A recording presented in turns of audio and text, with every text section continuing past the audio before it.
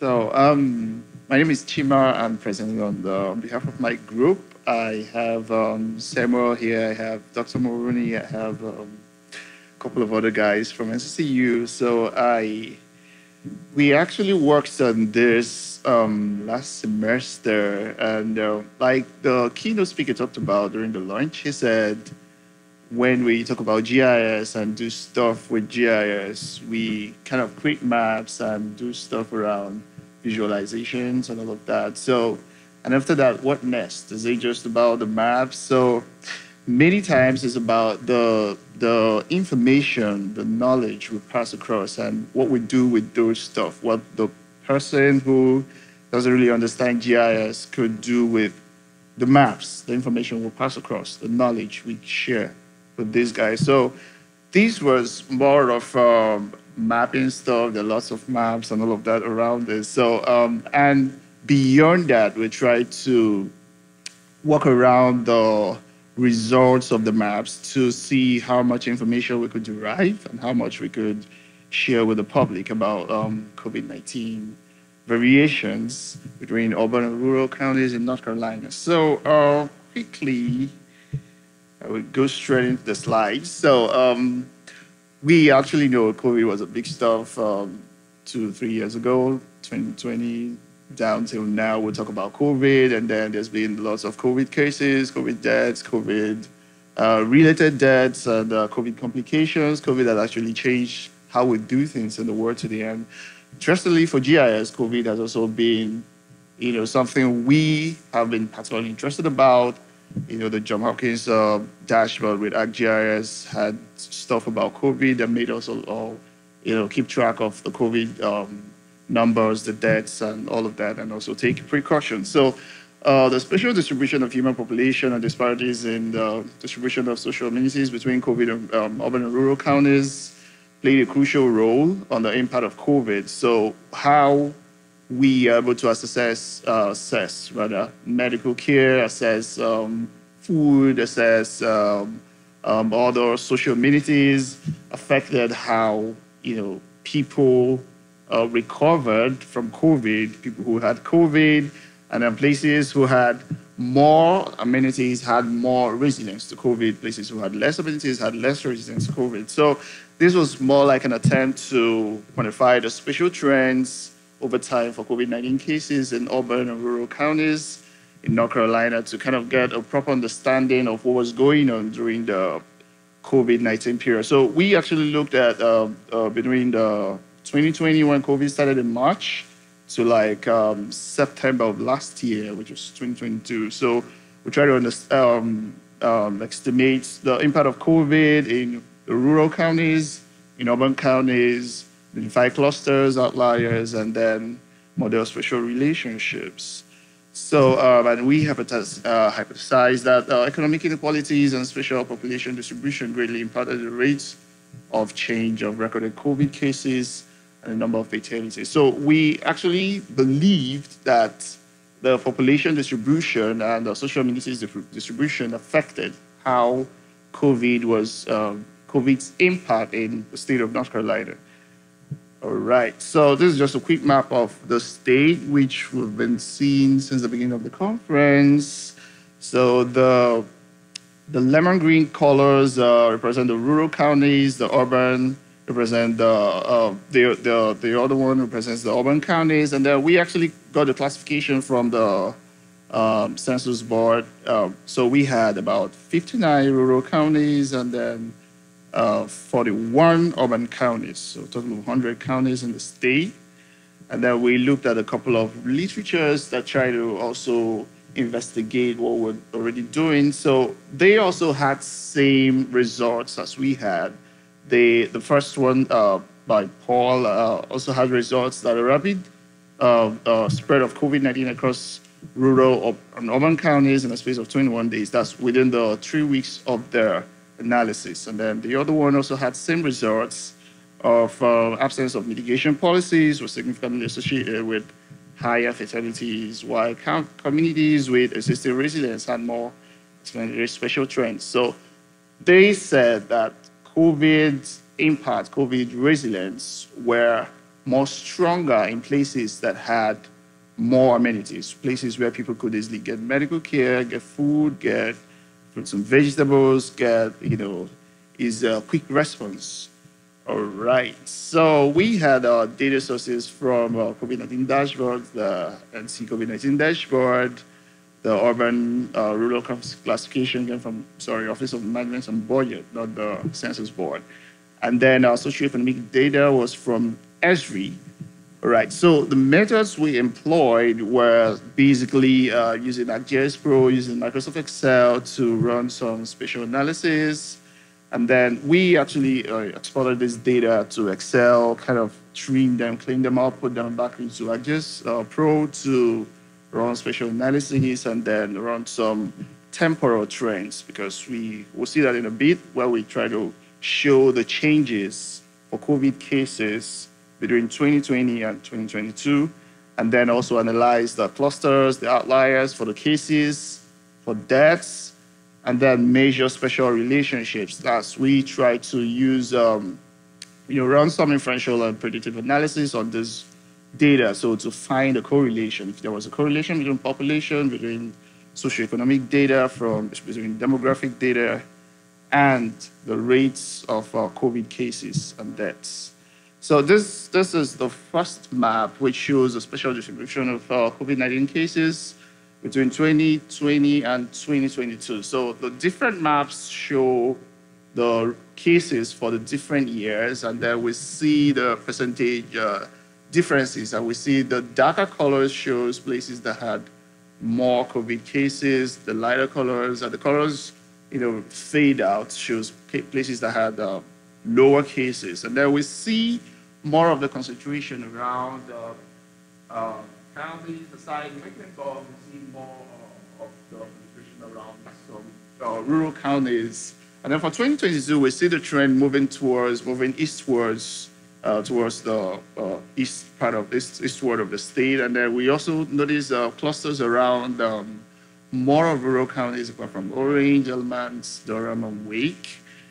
And so for the deaths, we also see some trends.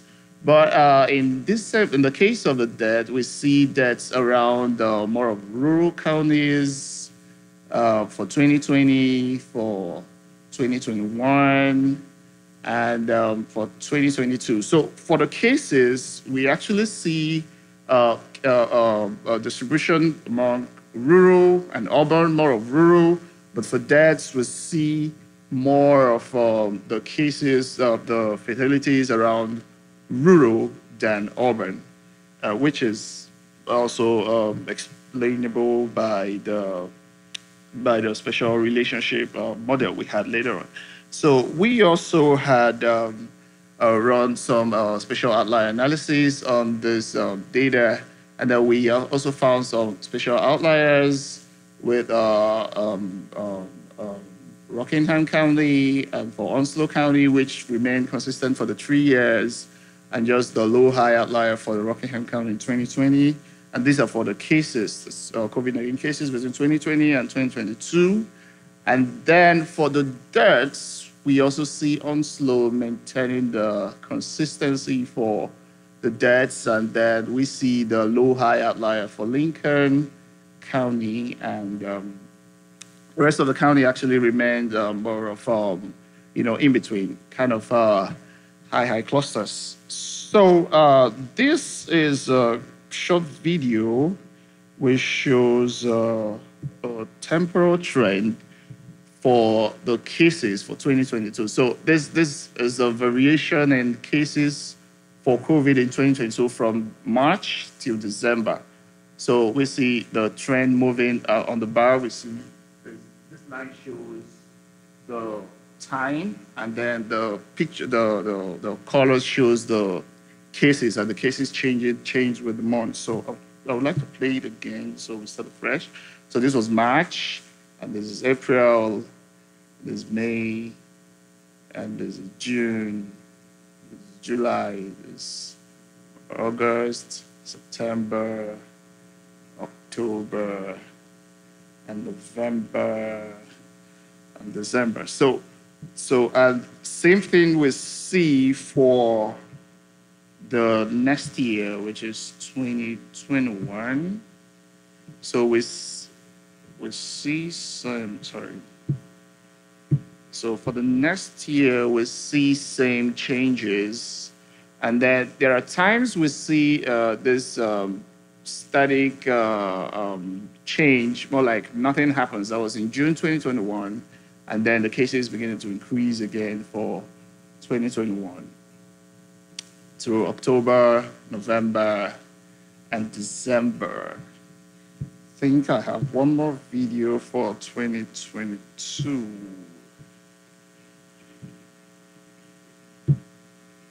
Okay, I don't think I have the video for 2022. So when we looked at this, we tried to find out what could be the causes for the changes, what could be the causes for the cases, increase in cases, the places where we had cases drop suddenly, and then we had nothing else happen. So we tried to run some statistical analysis, and then we used Microsoft Excel to run two T-tail, two tests, and then we found some statistical significance for rural counties. For the cases, the variable one shows for the values for rural, and the variable two are for the urban, and these are for cases. The first column is for cases, and the next is for deaths.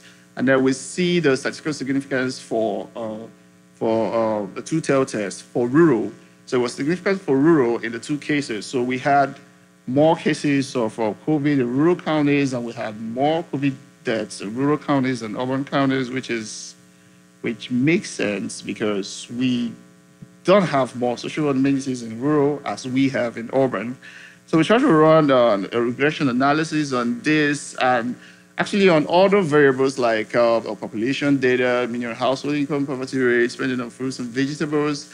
And then we found some correlations with population and the poverty rate and spending on fruits and vegetables. We found negative correlation with spending on fruits and vegetables. And for rural counties, the first is for rural, the second is for urban. And then we also found positive correlation for poverty rate, which means as poverty rate increased, COVID cases increased. For population, we also found a positive correlation as population increased, obviously COVID cases increased, and same for the urban counties. So we went ahead to do some kind of spatial statistical modeling to see further how these variables interact with each other. And then we had cases for 2020, the deaths, cases for 2021, deaths, cases for 2022, and deaths. And we ran them on these variables: the population, poverty, spending on fruits and vegetables, median household income. And as you see from the chart, that population had the highest correlation. So the more places where there were more people, there were more COVID cases, there were more deaths. And the places where there were no places where there were less people, of course. So, and then we also had more of an undulating change with the poverty and fruits and vegetables, and we had little or nothing from the median household income. So, and this was just the data we had at the time of this research, because interestingly, we ran into some more robust data that we hope to work with to find all the variables and all the socioeconomic factors that could be the cause of fatalities and resilience for urban counties, and the cause of fatalities for rural counties. So we hope to expand on these later on after now. And that was just all we did. So quickly in the summary, from the analysis, we saw an upward trend that was observed in COVID-19 cases over the time studied. We also observed a subtle undulating change in the death rate for the same period. So we saw a kind of waveform change for fatalities within the period. And then of all socioeconomic factors analyzed, population density had the highest impact on COVID cases. And then, of course, median poverty rate and median household income shows statistical significance in rural versus urban two-tail t-test. spending on fruits and vegetables showed a negative correlation for urban counties that spending on fruits and vegetables reduced, cases and deaths increased.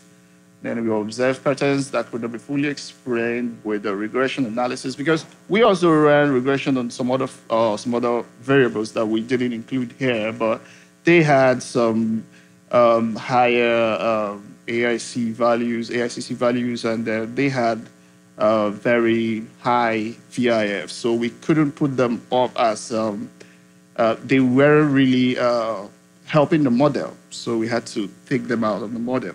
So studies we hope to do further after now based on quality data to explain more of the roles of social and economic determinants of health observed in North Carolina during the COVID years. All right. So that's the end. Thank you. Questions?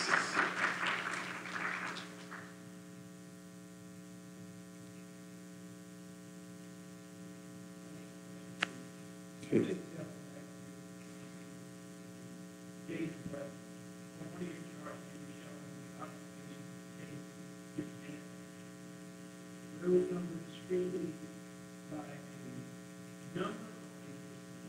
Percentage base, yeah. Percentage, yeah.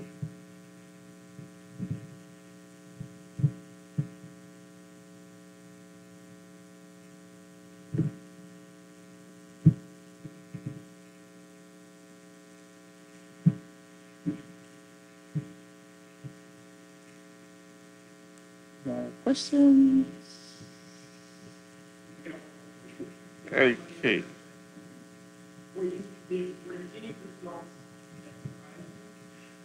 Actually, no, because we anticipated to see what we saw. So we just wanted to kind of work more on this to see if we could find something interesting, maybe something that would surprise us. So we could, maybe talk to the government, tell them you could use this advice. This is what we found, and this is, something more authoritative. So yeah. All right.